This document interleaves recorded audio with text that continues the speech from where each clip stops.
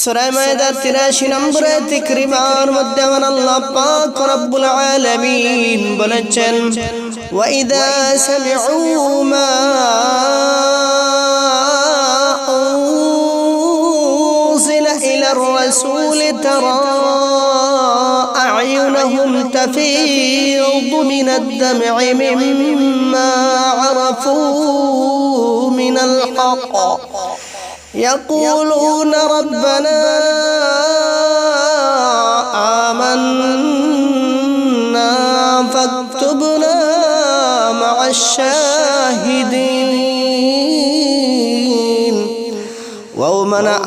إذا من جخون سمعوا جخون ترشن بأنزل مزلر سخا إلى الرسول جگل أپنان پرت أبترنا كراهيچه আল্লাহ পাক রব্বুল আলামিন বললেন নবীজি মুহাম্মদ সাল্লাল্লাহু আলাইহি ওয়াসাল্লাম যখন তারা আমি আল্লাহ পাক রব্বুল আলামিনের চূড়ান্ত বাণী মহাগ্রন্থ আল কোরআনে কারীম আপনার পবিত্র জবান মুবারক থেকে তারা শুনবে শোনার পরে তারা তখন আপনি দেখতে পাবেন আয়ুনহুম তাদের চোখগুলো তাফীদু বিগলিত হচ্ছে মিনাদ দাম'i অশ্রুদ্বারা অজর নয়ন দ্বারা মিম্মা এ কারণে আরাফু যারা উপলব্ধি করবে বুঝবে আর বোঝার চেষ্টা করবে মিনাল হক মহাসত্যের বিষয় নিয়ে যারা বুঝবে বোঝার চেষ্টা করবে ইয়াকুলুন তখন তারা বলবে রব্বানা হে আমাদের রব আমান্না আমরা ঈমান আনলাম ফাকতুবনা মা'আশ শাহিদিন যারা মহাসত্যের বিষয় নিয়ে সাক্ষী দিয়েছে আল্লাহ তাদের সাথে আমাদের নামটাও শামিল করে নাও সুবহানাল্লাহ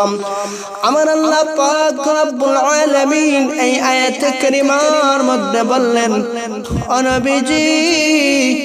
যখন তারা আমি আল্লাহ পাক রব্বুল আলামিনের চূড়ান্ত বাণী মহাগ্রন্থ আল কোরআন কারীম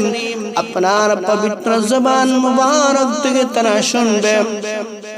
শোনার পরে ওইগুলো যারা বুঝবে আর বোঝার জন্য চেষ্টা করবে তখন তাদের চক্ষু দিয়ে পানি বেরিয়ে চলে আসবে